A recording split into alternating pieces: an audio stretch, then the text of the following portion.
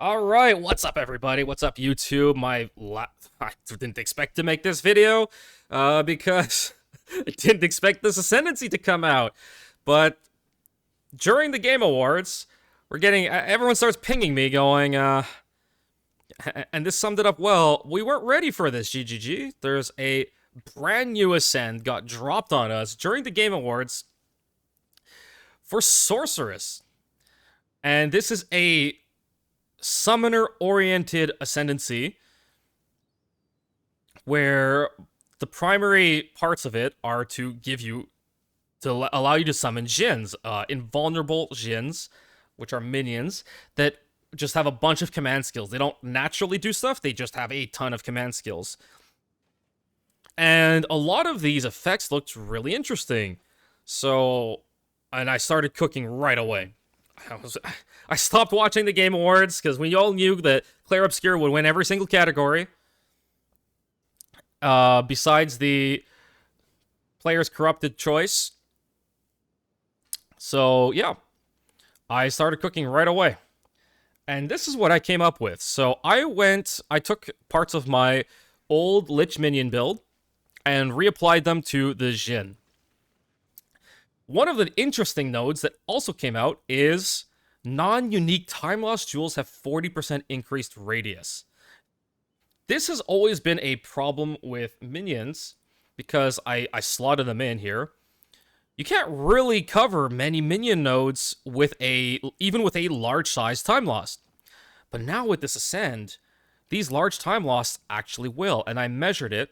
So to show you, this Metamorphosis, which has a massive ring, this inner circle, what is visible in the inner circle, is your new radius for a large time lost. Meaning we do actually get to cover stuff like Expendable Army, Right Hand of Darkness, Left Hand of Darkness. Too bad we can't reach Lord of Horrors, but we can reach Dependable Ward.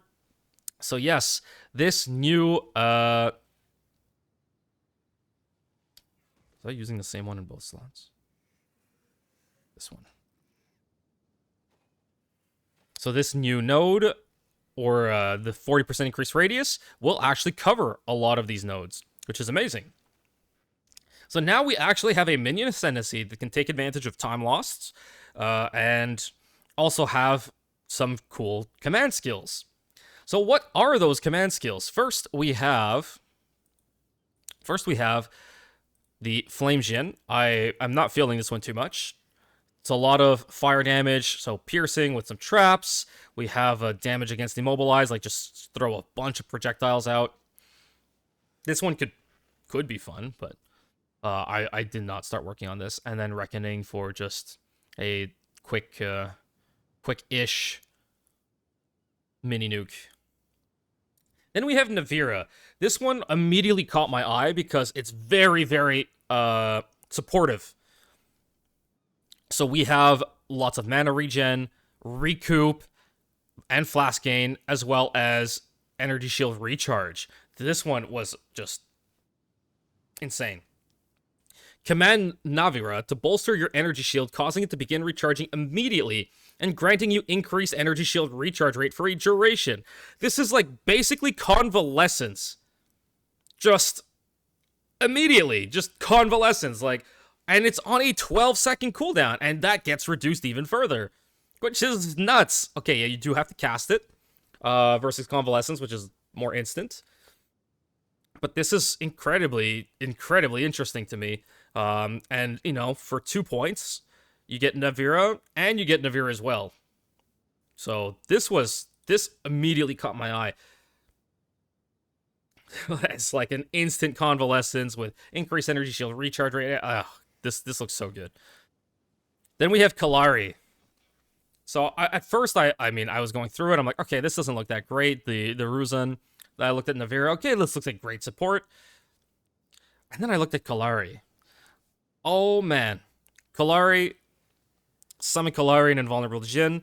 Command, blah, blah, blah. Hits with massive... Kalari delivers swift hits with massive critical hit potential. Inflicts critical weakness on hit.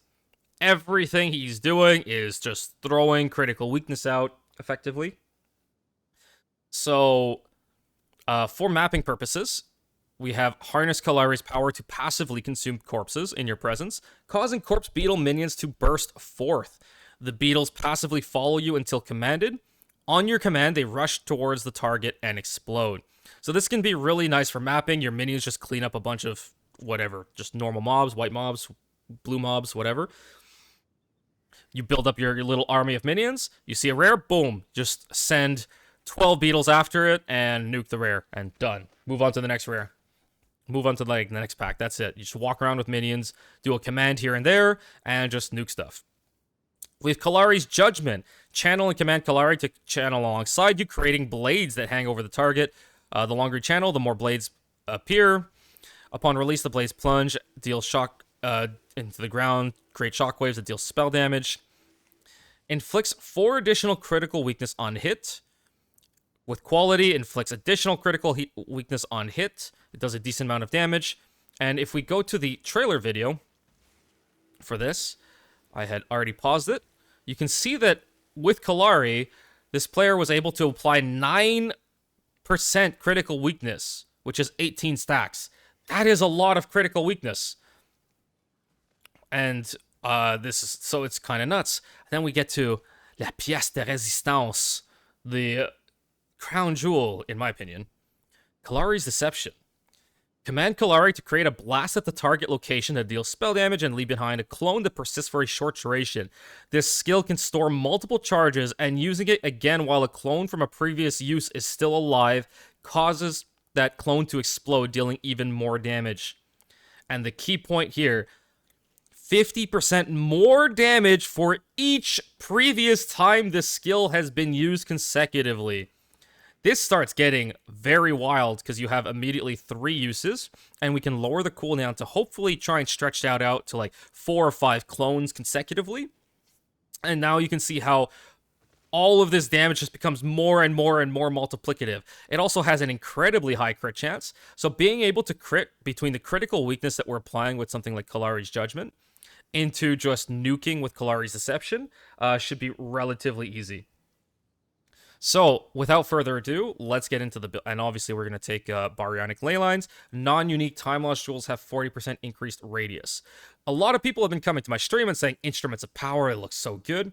One of the things I really didn't like about this being in this Ascend is that staves, or I should start by, wands have minion damage. So if you did want to go some kind of spell minion, you can go a wand with this hybrid desecrated minion plus spell wand, and then use a scepter for a bunch of spirit.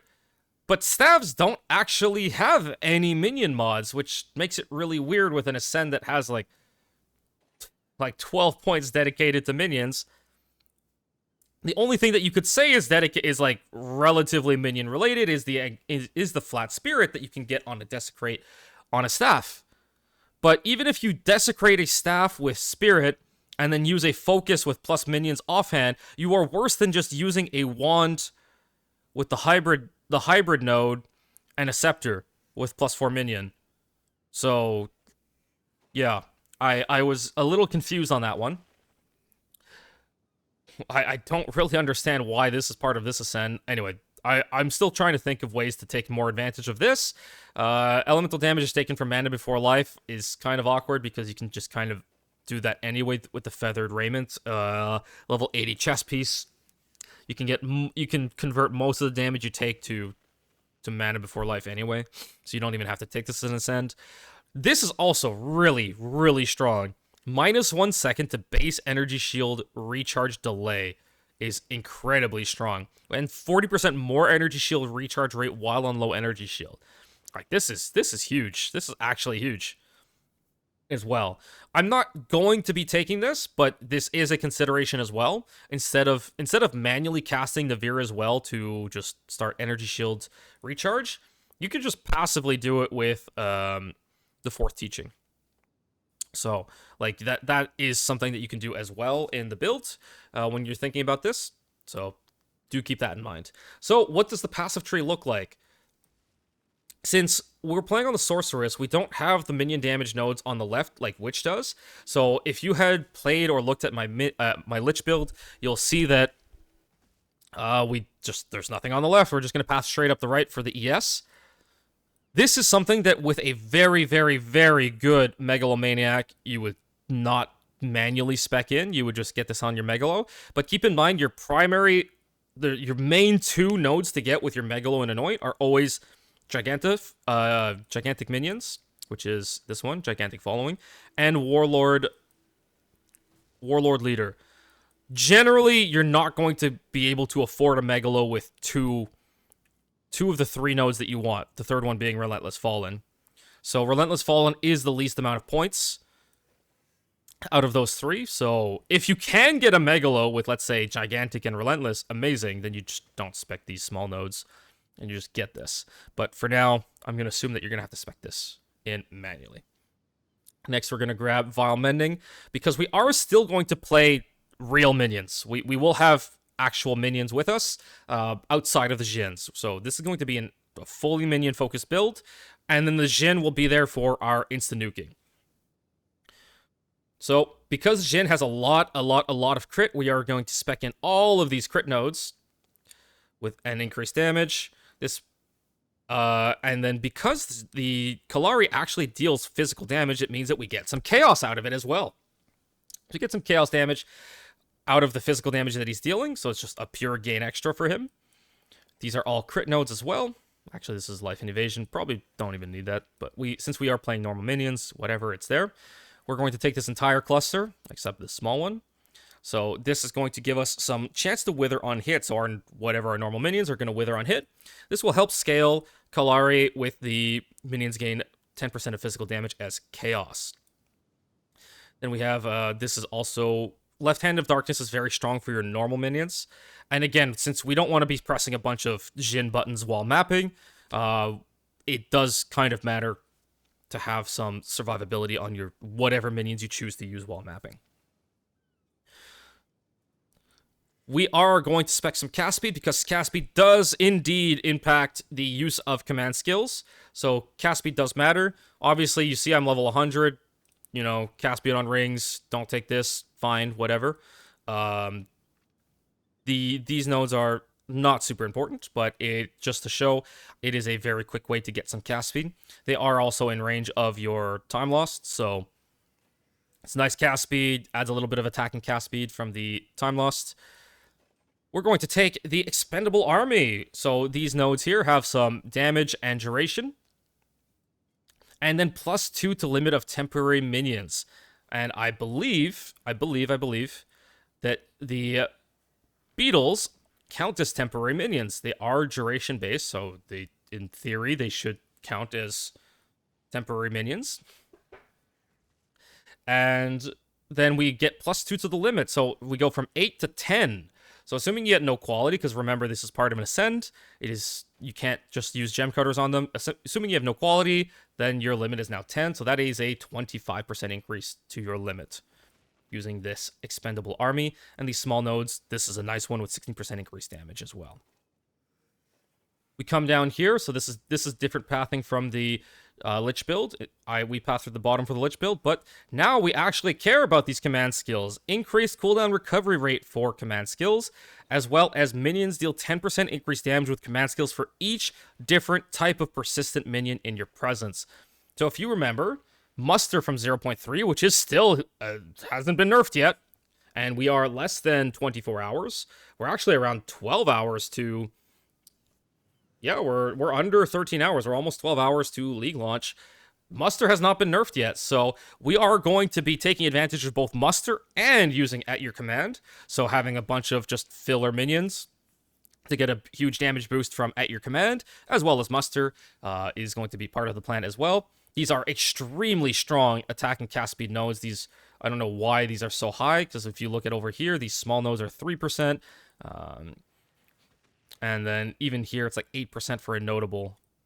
So these two small nodes give us 10% attack and cast speed, so very powerful.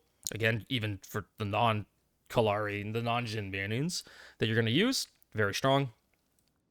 And then with our extra points, we're going to grab these jewel sockets and grab this cluster over here, this minion cluster over here. And then obviously, you're going to see we have a lot of ES recharge, just ES nodes. ES nodes all through up here. And then you can also maybe take Convalescence or something at some point as well. So that pretty much covers the build. Oh, sorry, more ES. And some Spirit and Presence. So that covers the build. Now, as I mentioned, these time loss will actually cover these new notables. Or not new notables, but will cover these existing notables. And we are going for, on these time loss, notable passive skills in your radius grant minions have 2% increased attack and cast speed. Large radius, obviously. Small passives grant 2% increased damage. And then we're going to take increased effect of notable passive skills for the one here. This will boost our increased critical damage bonus. Physical gain is chaos. Increased critical hit chance here. The movement speed and attack and cast speed. This one's a big one. Now our minions will move a lot faster. This one's less important. But this jewel here in the middle with our notable passive skills will, especially this one's the most important one, the movement speed. But again, they're all good. And then for this one, we're going to be doing the increased effect of small passive skills because there's actually quite a nice bit of small passive skills around here. This is a 16% increased damage. And this entire cluster will, or just about all of these will fit in. So increased area of effect, increased damage all the way down through here. So there's some nice effect here. We'll also get to buff up our energy shield recharge delay or rates over here. And yeah, so very, very nice spot. And so we're going to use 2 time loss there. And then otherwise, it is just Megalomaniac and just 2 normal Sapphire Jewels. For the set, we are going to be going with a Scepter. So Spirit, increased ally damage in your presence. We do want cast speed on this Scepter because every single Jin is considered a spellcaster. So cast speed is what will speed up their effects and their casting. Plus minion skills, obviously. And whatever line, probably minion crit damage is the ideal instead of minion max life. Then our focus, pure ES plus 2 minion skills and cast speed. This is important. Cast speed. Because again, it takes cast time to command, or command is affected by cast time, so cast speed is extremely important on the suffix here. Desecrate for +2 all minion, and then energy shield recharge rate is my preference for the last suffix. Helmet and robe, you're going to just want normal helmet and robe. Helmet for minion is +2 minion. Desecrate for spirit reservation efficiency, then the rest is ES. Same for the sacramental, but instead of +2 minion, you have spirit. Gloves, just straight up life and ES. Here I have mana, because that's what I had on my previous character. Bones of Euler. I'm not actually convinced this is going to be that relevant, because we're not stacking minions for the sake of stacking minions, because they increase our damage. We are going with, our main bossing is going to be Navira's. Sorry, Kalari. So the amount of minions you need are just going to be enough to clear maps. So you might not need Bones of Euler, but there's a chance you do because they did nerf Ralakesh, and you can only run 1 Ralakesh. Amulet, same as last league. Minion skills, ideally fit in the plus quality because it will matter for a lot of these Jin effects, the plus quality. I was able to fit in double rarity on a gold amulet, but get what you can because it's going to be a lot harder to craft stuff in this upcoming league. Gold ring, just a lot of resistances, rarity, and cast speed if you can fit it in. Darkness Enthroned, like I mentioned, Ralakesh got nerfed, so you won't be able to stack so much spirit reservation efficiency of minion skills anymore. I'm not actually convinced if Darkness Enthroned is the best choice at this point. You could run Egrins as the second slot on this Darkness Enthroned, and that way you can focus just like 3 Iron Ruins on your Kamasan. That might be one option as well. So you go 1 Egrins, which is the one where enemies you curse take extra damage, and then 1 Ralakesh for the reservation efficiency of minion skills. So that would be my Darkness Enthroned, but that would be my choice. So Again, like I said, I'm just reusing the POB and reworking it for the new Ascendancy. Powered Zealots, would be your Kalari. We go Diala's Desire, Muster, Bidding 2. And so remember when I said, there's more ways to reduce this cooldown of command skills. Bidding 2, supported minions have 30% increased cooldown recovery rate for command skills. So again, when we also have 40% in the tree, so we have 70% increased cooldown recovery rate. And they deal 30% more damage, so this is a 1.3x multi. Then we have Ul Natal's Embrace. Break armor equal to 20% of chaos damage dealt by supported skills. Supported skills gain 20% of physical damage as extra chaos. And remember that we also have a node in the tree that will also add on to this as well. So our Kalari is going to be gaining somewhere around 32% of physical damage, which is all his damage, as extra chaos damage. So about a fourth of his damage will be chaos, and that chaos damage will start adding in to break armor, which again will help with his nuking as well. Break armor is even if the enemy has no armor, breaking armor is 15% multi. So again, Ulnatal's Embrace is for sure going to be the ideal. Then we have Feeding Frenzy. Now, somebody mentioned a good point. Feeding Frenzy 1 says it cannot support invulnerable minions, and the Jins are invulnerable, but this wording is not on Feeding Frenzy 2. I tested with my SSF character that has the Ravenous Swarm, which is a spirit gem that summons invulnerable flying swarms, and I was able to support them with Feeding Frenzy 2.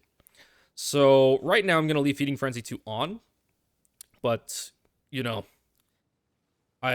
not 100% sure if this is going to work. Your mileage may vary. There is also in the whoops. Oh no. Oops, I don't have it anymore. Commandment. There is also in the files, supported minion skills have 100% increased cooldown recovery rate for command skills. Supported minions deal 100% less damage with non-command skills. This is not in the game.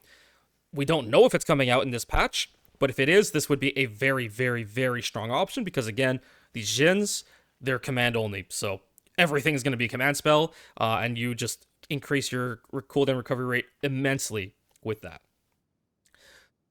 So that covers the Kalari. Then on my Frozen Mandibles, this would be my Navari, the water one. Again, we still go Muster. Does have some damage. Minion Mastery. Bidding 3. So while we had Bidding 2 on the Powered Zealots, which was 30% cooldown recovery rate, this is 80% cooldown recovery rate for command skills. That means with the two nodes, the two passive skills in the tree, our 12-second cooldown for the effectively Convalescence on Navari goes from 12 seconds divided by, again, it would be divided by 2.2. So it's down to like 5.5 seconds or so, if I did that right. So yeah, we have that. We have Feeding Frenzy again. Don't know if this is going to work or not. And then Prolonged Duration because it is a buff. So this is a buff. That's Kalari. This is Navari. This is a buff that lasts 6 seconds. So presumably we should be able, because it is duration tabbed, presumably we should be able to put Prolonged Duration on this and increase the buff duration of this Energy Shield recharge rate to allow us to, have this up. And the funny part is that if we can get the cooldown to 6 seconds, and the buff duration is over 6 seconds, it means we can effectively always have this up, which is insane. Which is actually insane. So yeah. That would be my choice. Again, still for a more, less buttons, you can just go with the fourth teaching. Very, very strong Ascendancy node as well, instead of going with the Navari. Some other things that I had considered and I'm thinking about, you can go that hybrid spellcasting node with with this Ascend. And we go with Navari's Oasis. Command Navari to turn nearby chilled ground into Navari's Oasis, a mirage which grants you and allies standing in it flash charges, and damage recouped. Plants in the area become overgrown. This is the big one. This is the big one. So we can overgrow our plants.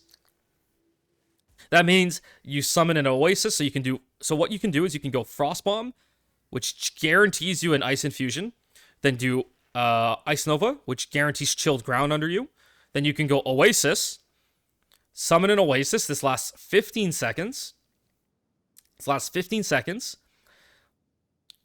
Which will then allow you to summon a bunch of plants in the range of Oasis, which will then become overgrown. And then you can use Kalari's Judgment to just spam critical weakness on the boss. So that could be a fun combo as well if you want to go more spell oriented for boss killing with this Ascend. But again, then the awkward part is going to be mapping because, well, you don't need to build minion damage if you do that. You're going to go spell damage, which means like you're going to map with, let's say, Spark or Arc or something else. So those are some options as well, but again, the build and POB I'm going to be posting is going to be oriented to the minion version that I was talking about, but this was some food for thought. Naviri's Fracturing also looks very strong too. You can do the same Ice Bomb plus Ice Nova combo to put Chilled Ground, and then pop Fracturing. And the interesting part is that this has a pretty decent crit chance, so I'm not actually... Presumably, you won't be able to support Frost Nexus on Naviri's Fracturing. So Frost Nexus is where critical strikes will drop Chilled Ground, because otherwise you could just chain Fracturing if you can support this with Frost Nexus, which would be pretty ridiculous too. But I'm going to assume that doesn't work. But otherwise, you would just need to do an Ice Bomb plus Ice Nova to generate your first Chilled Ground, and then you can just spam Fracturing. And if you have enough crit chance for your minion, then you just keep spamming Fracturing, because it will just AoE, nuke, and... Oh, but it would have to be enemies standing on them. So yeah, they have to be on the Chilled Ground. Yeah. Maybe it would have to be something that you do...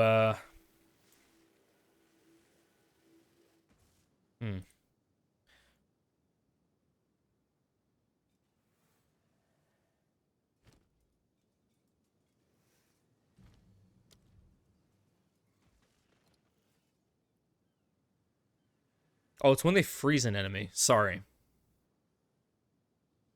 Not on crit. It's when they freeze. My bad. It's been a long day. Yeah. So anyway, there's probably some shenanigans that you can do with Fracturing as well. This does seem quite strong. Has a lot of base damage. But otherwise, I'm going to be personally going for Kalari's Deception. So I'm definitely going to be interested in playing this when it comes out, assuming they don't mega nerf stuff in the next 12 hours or so. So yeah, hope you enjoyed this guide, and let me know if if you're gonna end up playing this, and if you're interested in more guides, let me know as well. Hit that like button, subscribe to the channel, and I'll see you on the next one.